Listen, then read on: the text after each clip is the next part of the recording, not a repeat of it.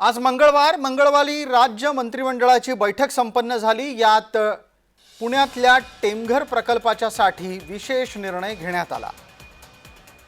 तसंच कोयना प्रकल्पाच्या बाबतही काही निर्णय झाले। पुण्यातल्या टेमघर प्रकल्पाच्या दुरुस्तीसाठी 315 कोटींची तरतूद करण्यात आली आहे। तर कोयना जलाशयातल्या बुडीत बंधाऱ्यांच्यासाठी 170 कोटी रुपये राज्य सरकार खर्च करणार आहे। या पैशाच्या माध्यमातून संबंधित प्रकल्पांच्या पुनर्बांधणीचं काम आणि दुरुस्ती देखभालीचं काम होईल अशी अपेक्षा आहे।